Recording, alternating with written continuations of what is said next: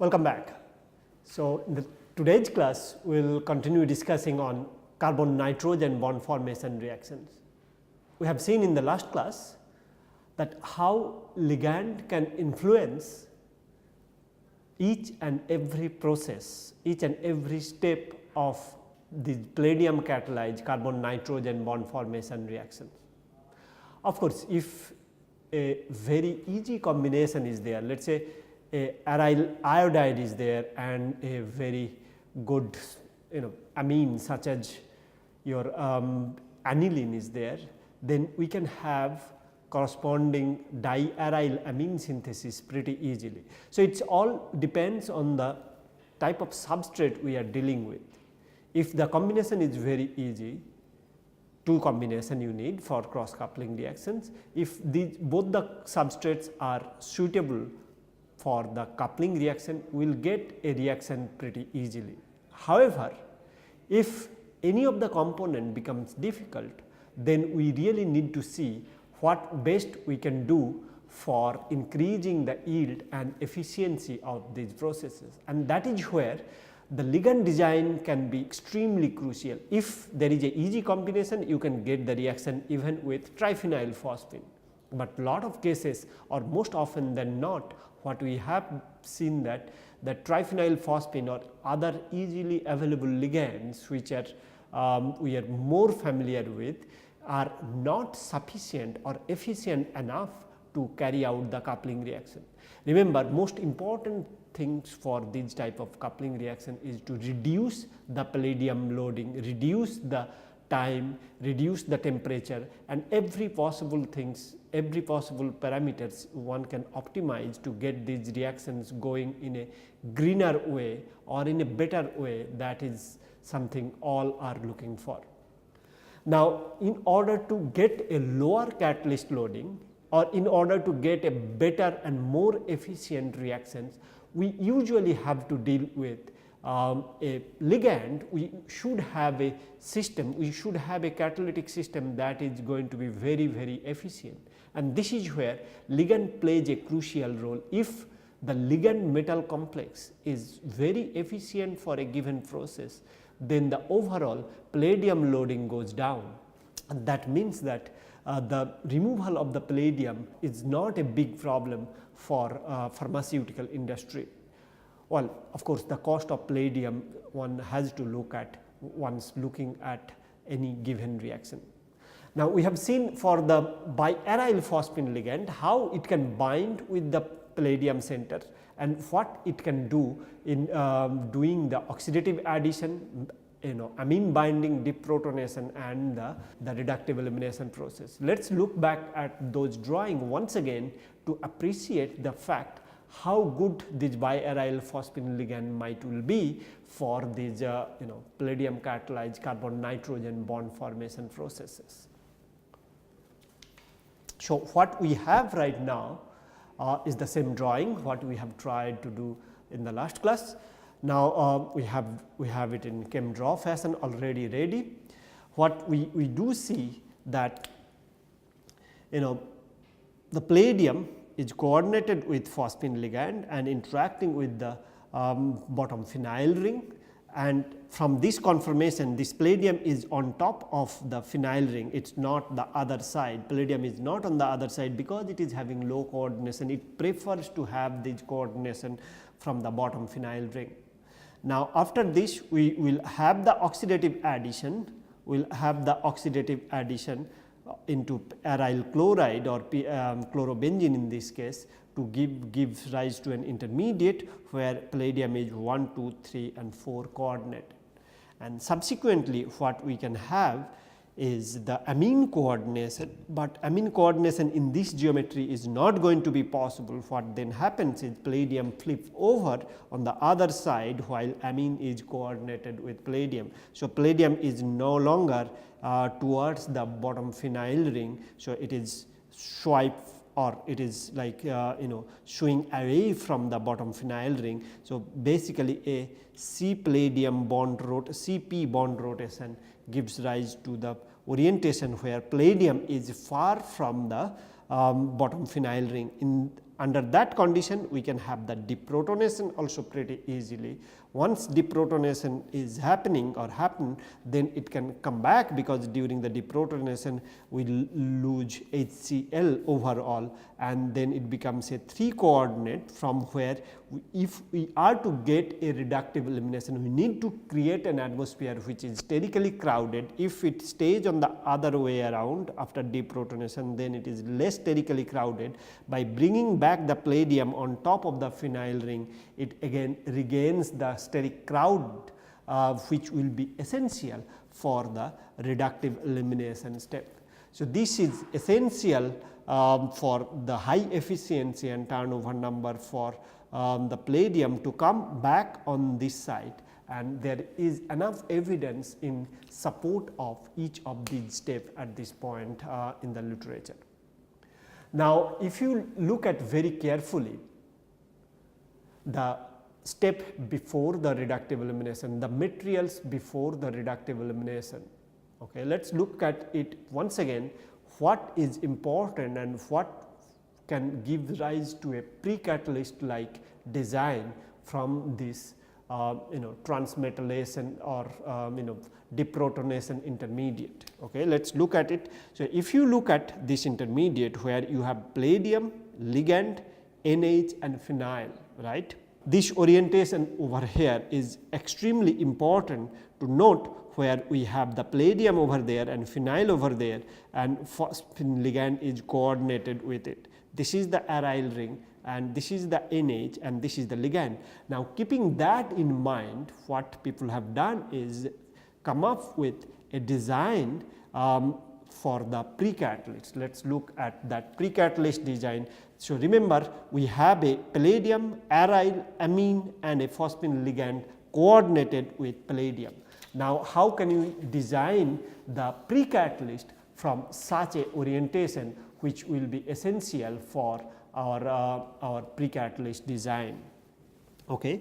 We do have a phenyl ring and we do have a palladium with it, right, and then there is a ligand with it. Now, before the deprotonation, what we were having is NH, R prime and R2 and chlorine, right. Now, looking at it, what scientist has designed, this is once again by Buchwald group at MIT, they have come up with a design which showed that if you can combine this aryl moiety with this amine. So, that means an intramolecular setup, okay, where NH2 is given. Now, palladium LCl. Now, this is the ligand, that biaryl phosphine ligand we are talking about. This is the same ligand we were talking about. What we have essentially done is this C palladium bond, we kept it constant. From the ortho position we have attached the amine. Okay. Now, this is a material which one can synthesize and stabilize and keep it without any problem in solid state. So, therefore, this material can be procured from the chemical company. Now, in presence of base, what can be done simply is we can get rid of HCl from this intermediate, right, and therefore, what essentially we have is a palladium ligand and this deprotonation intermediate. From there on, we will get ligand palladium 0 after reductive elimination of the intermediate to give you the product like indolein, right. Now, in this reaction, what essentially we have seen is very simply by putting the oxidative addition and amine coordination into the picture, and now design in a way so that your two coupling partner are attached with each other. So, this is more of an intramolecular reaction. Of course, this reaction ideally we are not interested in, because this is an easy reaction, and taking advantage of this we can get an oxidative addition into that amino aryl chloride moiety, where ligand is attached with it.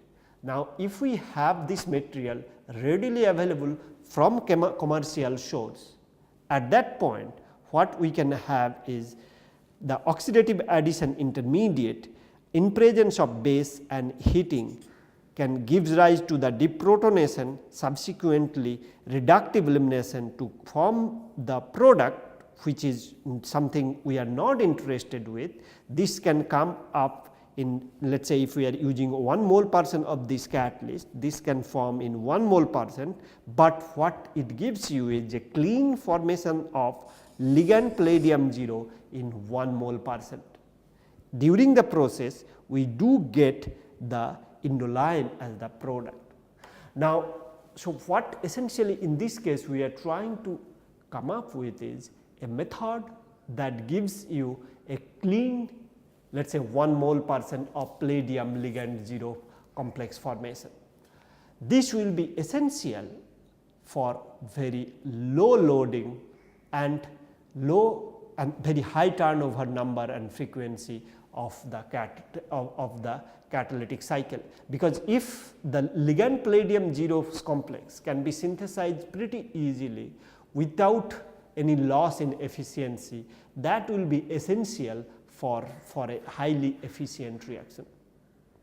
So, therefore, taking advantage of the known catalytic cycle, a pre-catalyst can be designed which can readily supply the ligand palladium 0 along with formation of the organic compound, which is, let us say, will be formed in equivalent quantity as we need the ligand palladium 0 species. For example, if we need 0.001 mole percent of palladium for a reaction, then 0.001 percent of organic molecule will be generated during the reaction, which is negligible amount.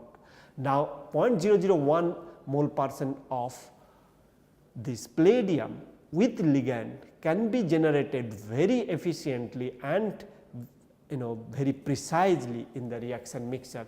That gives us the opportunity to do the reaction in very high efficiency for a given carbon nitrogen bond formation, because the ligand palladium 0 that is getting generated during the process will be then participating in the real catalytic cycle. So, this is a method all to prepare the ligand palladium 0 in situ. All right. Let us move on then the discussion of some other processes where we will be seeing the role of metal, mainly early transition metal, for the cyclization processes. Okay. Now, we will bring a new topic at this point to discuss the cyclization processes or oxidative cyclization processes, where once again metal plays a critical role to bring 2 or more unsaturated moiety together, so that new carbon-carbon bond formation is happening. Okay.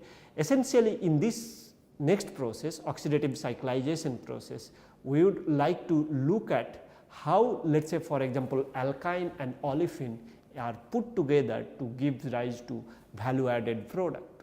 These starting materials are readily available, but one need some metal complexes to come up with the cyclization process or a desired transformation process, which can give the added value to these commodity chemicals.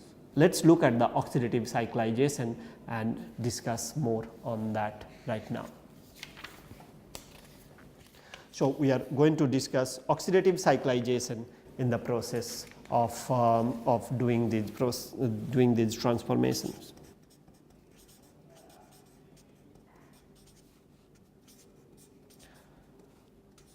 Oxidative cyclization. Okay.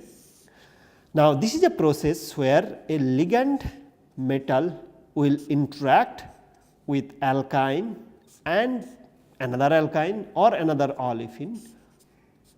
Overall, if ligand oxidation state is Y, for example, and we will get in the product ligand metal oxidation state change to M plus 2, if it is Y, it should be Y plus 2, and along with it we can have the olefin binding with it. So, overall alkyne and metal interacts to form a cyclopropene type metallocyclopropene intermediate. Therefore, metal oxidation state goes up from Y to Y plus 2. Subsequently, we can have the insertion process into this metallocyclopropene ring to incorporate or to form a 5-membered metallocycle intermediate. So, these 2 carbon centers are coming from this olefin and these 2 are from the alkyne. If it was 2 alkynes, alkyne and alkyne, and then we should have another double bond over there. Usually, we have early transition metal for these processes. Early transition metals are usually used. Of course, another important thing we can discuss in this banner is the Poisson-Cohn reaction. That is a very powerful technique, and lot of natural product are synthesized by utilizing this technique. Not only 2 partners, we can also have even the 3 coupling partners. So, we can have cyclotrimerization by utilizing this technique. Well, essentially this method gives rise to a situation where early transition metals are used to couple 2 or more unsaturated unit together to form the new carbon-carbon bonds, essentially often gives rise to the cyclic compound formation, which otherwise from these commodity chemical, from these easily available chemical would not have been possible. We have seen right now an alkyne can be reacted with an olefin, to give you the cyclopentene intermediate, metallocycle intermediate. We can also have 2 different alkyne to gives rise to the cyclopentadiene type of intermediate and the metallocyclopentadiene type of intermediate. Essentially, we would deal with the early transition metal. We are also going to discuss the Poisson-Cohn reaction, which is the extension of this type of reaction. Additionally, of course, one can think of 2 plus 2 plus 2 cyclotrimerization reaction by utilizing this technique to give the value added product formation. Let us look at the early transition metal processes, or what are the different category of these processes that will be involved in this oxidative cyclization technique.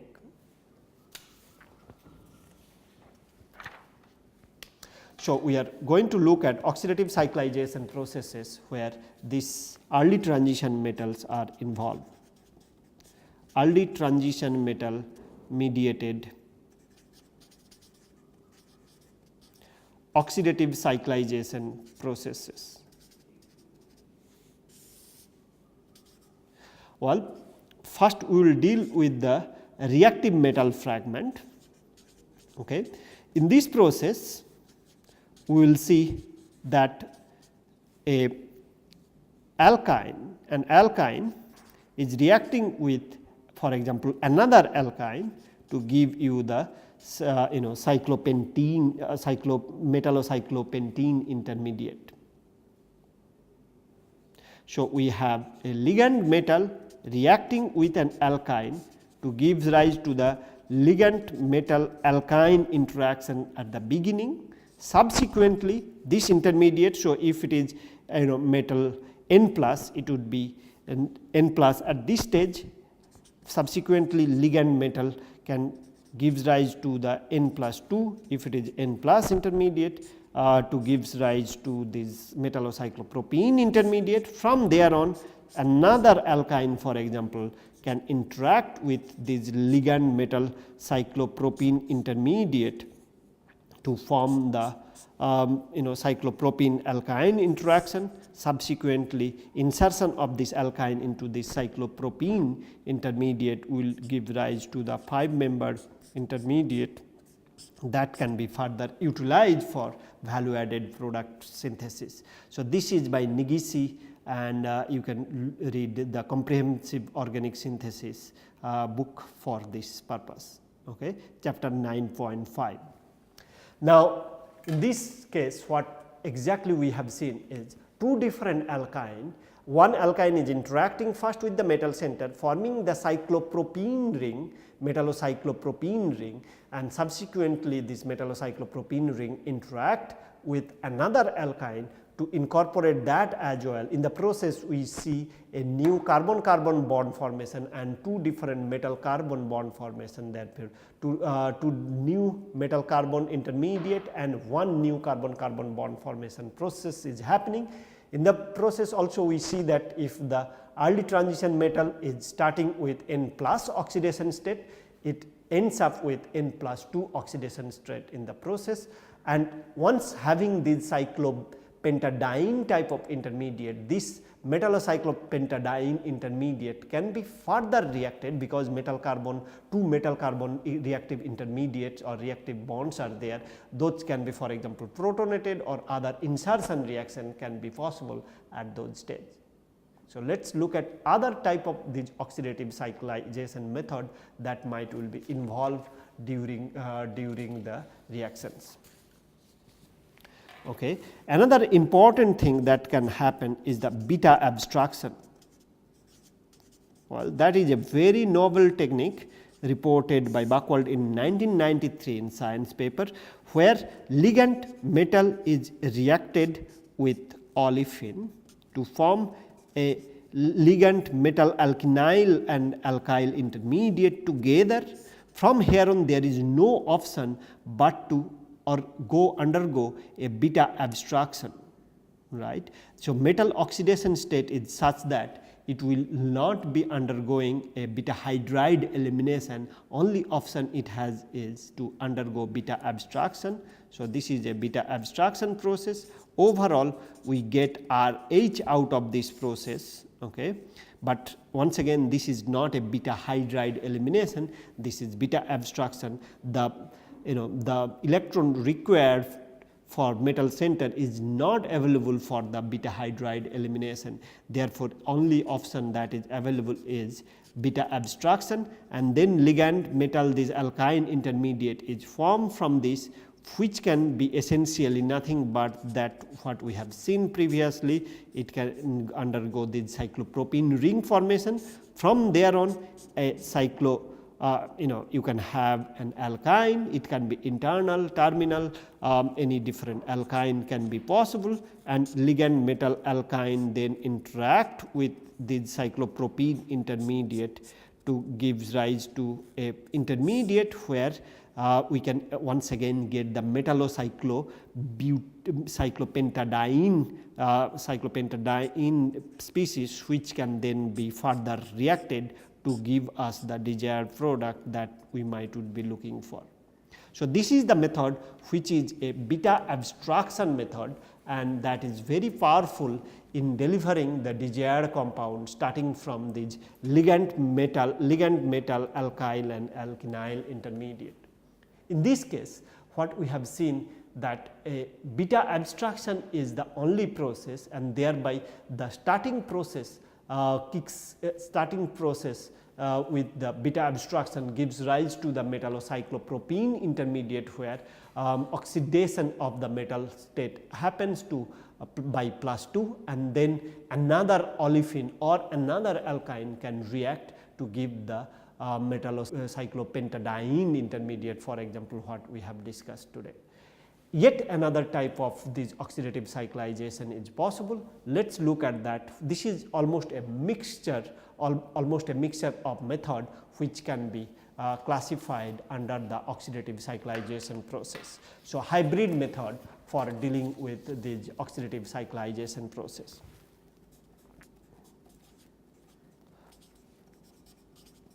We are now looking at a method which is a combination of these processes. Ligand metal and cyclopropane ring is there. From there on the alkyne will be reacted with it. During the process this olefin fragment will go out, and overall we have ligand metal alkyne species formation, which is nothing but once again this ligand metal cyclopropene formation. From there on the alkyne can react, first it has to interact with the intermediate, and subsequently we will see the incorporation of this alkyne into this metallocyclopropene intermediate to form once again the similar processes. Okay. So, from here on we will discuss various type of reactivity by utilizing these oxidative cyclization technique, that we will be discussing in the next class, mainly how to utilize this oxidative cyclization process for really important organic transformation we can discuss in the next class, and we will also see how various natural product or very complicated molecule can be generated by utilizing this technique, can be of very useful scientific method, right. We will discuss that in the next class. Till then, you please keep studying these oxidative cyclization processes. Bye bye.